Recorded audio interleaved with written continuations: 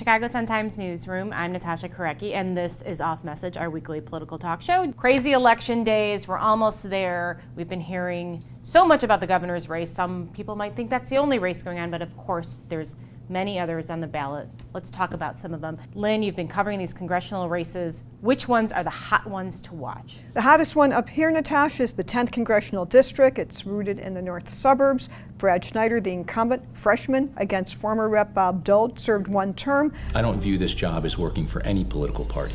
Bob Dole is trying to fashion himself as a non-Republican Republican, hoping that will appeal to the bipartisan, independent nature of the district. Has a Democratic lean to it.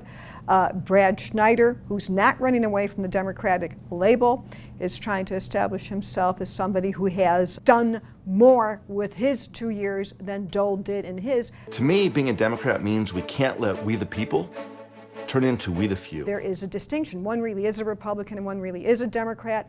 The Schneider race is trying to focus on saying that is a fundamental difference, while the Dole campaign is trying to blur the distinctions. So the other big race that's on the ballot, of course, is the U.S. Senate race. You watched the debates. Any good takeaways from that? They had a great debate moderated by Phil Ponce, and I've never seen anybody work through so many issues so quickly and really keep them on point and moving along. Speaking of clearly, I want to ask you a series of questions and just give me a quick yes or no. There were some really great distinctions made between the two on Oberweis's relationship with the Tea Party, whether there should be drilling for oil in Lake Michigan, where they stand on Obamacare. Oberweis kept trying to hit Durbin for having been in Congress for too long. The senator is a very experienced politician, having been in Washington for 32 years. One of the things that I found interesting about this, all of these races, is the narrative that if someone has been in Congress or have been, in Washington for a long time, that makes them a bad person.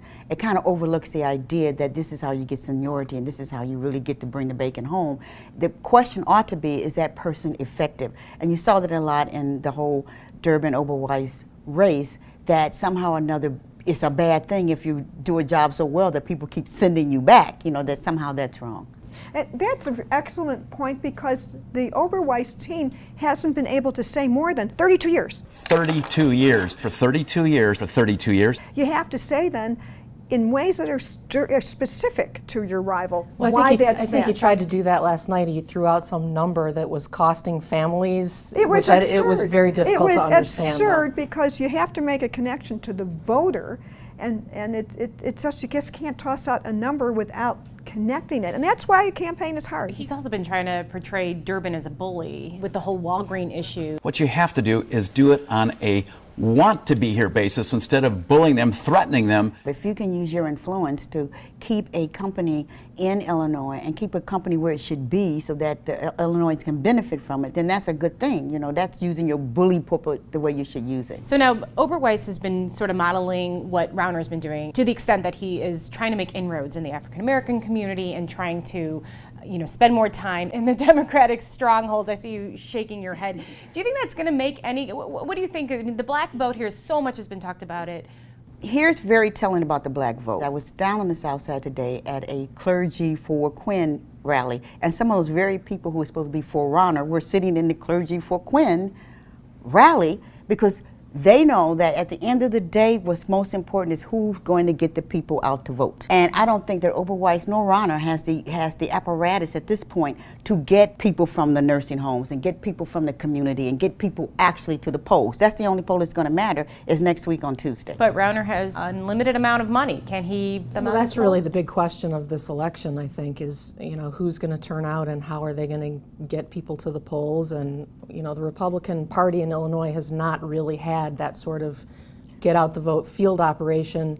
It's rusted, it's falling apart, and so this will be the first big test of that. Though actually it has improved. Early vote is the word now. It's antiquated to even talk about election day, everybody. It's old. I like election day. I like going out to election day. Well, but it's not. It's election days. Early voting started in Illinois October 20th. The campaigns have been focusing on that. And Rauner, ever since he started, from what I'm told, has said to his apparatus, you got to be looking at using the technology to target voters. The big thing in a midterm election everyone is looking for, Republican and Democrat, are the drop-off voters, the people that traditionally come to the polls on presidential years and never show up in these off years. And I think the Republicans have, from what I've heard, really did improve their targeting game. But do you think they have the momentum? What I saw was momentum in the community that I had not seen for a long time. I mean, I saw yellow school buses out there and people piling them onto buses to go and do early voting, you know. So I think that there's something to say, even though money has been spread around, and I'm not saying who spread the money around, but we know that money has been spread around.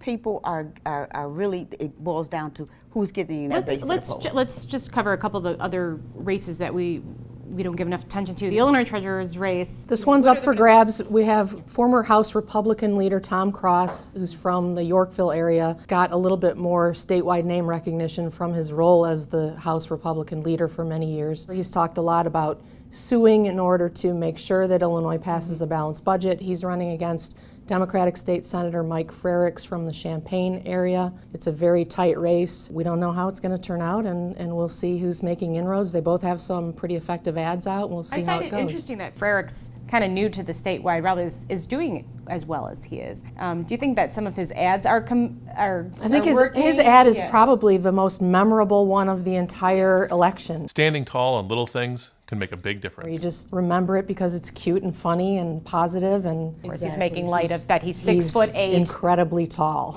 He's like the tallest legislator in the General Assembly. It's time for Illinois to measure up again. Judy Bartopinka and Sheila Simon. Does Sheila Simon have a hope? I don't think so. I thought that the Sheila Simon digs at Judy Bartopinka was so old and was so ineffective. Judy Bartopinka's been in Springfield 30 years. It didn't really make me think, oh, I want to vote for Sheila Simon. It's just like, oh, this woman is clueless. So I don't think she has much of a shot against Judy Bartopinka. And then quickly, the Marcy's Law, that's the Victims' Right Amendment. Nearly 40 years ago, my sister Karen was murdered. Do you find the Kelsey Grammer ad, for instance, compelling? You know, anytime you can pull out a big star like that, it might have some effect. We'll have to wait and see. And there has been some spending going on behalf of that amendment, which you don't really see too often. This one and another one on voting rights would actually alter the state constitution. The minimum wage question, the millionaire's tax question, the birth control question are advisory only and will not actually change anything. There still would have to be an actual vote by the Illinois General Assembly. I was going to see if you could name them all. I passed the You test. did pretty well. Okay, well, it's Wednesday morning after Election Day. What is the big surprise everyone's talking about? Well, I'm going to be looking forward to see how the White House, which has invested so much in Illinois, has done in the races where they've come in to help. In the Sherry Booster's congressional, she wins, Brad Schneider. So I'll look at the places where the Obama White House has tried to help the most. And will they fail or will they succeed I in think Illinois? those races are close right now in the Congress, and I think a lot will be on the line for them because they've invested the most in this state, more almost than any other one. Madeleine. I don't know if they'll be talking about it on Wednesday morning, but they will certainly soon thereafter be talking about the tax increase to come. Well, I think that it depends, of course, on the winner, but I think on Wednesday people are looking to see whether or not there was any impact, any change, any effect of the Rauner campaign and this push to get African Americans to vote for Republicans. Did that actually work? I'm going to say it's going to be a surprise, even though every election it's a surprise that after tens of millions of dollars are spent, after all of these stories we've written, the voter turnout is not going to be so hot. Let's wrap up now with quotes of the week. And this was from Alderman Leslie Hairston when she was caught apparently putting on her Facebook page an offer, a little raffle for people to come out and vote. Obviously, she didn't know that that was illegal. But this is her quote. Nobody's paying anybody to vote. I'm not even running. Wouldn't it make sense if anybody was going to do anything illegal to wait until February 24th automatic election? No, not quite. Mine comes from Richard Dye and Richard Winkle of the University of Illinois Institute of Government and Public Affairs, and they said, Illinois' fiscal situation is brutal. A large and growing gap between spending and sustainable revenue is made worse by huge claims on future revenues from past IOUs. Uplifting. Yes, indeed.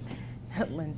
At the Senate debate, Durbin was asked, should we allow drilling in Lake Michigan for oil? And he said, open quote, hell no, close quote. Pretty good. And I will close with the Rauner campaign blunder of the week, which involved his ordering a hot dog at Portillo's with ketchup on it. It ended up going viral. Who does that? Yeah. Terrible. The Quinn campaign tweeted, did Bruce Rauner really think no one would find out? That's a good one. No, not a hard-hitting issue, but a moment of levity that we all sorely needed in this campaign. Thank you very much for joining me this week, and thank you to our audience. We will see you next week.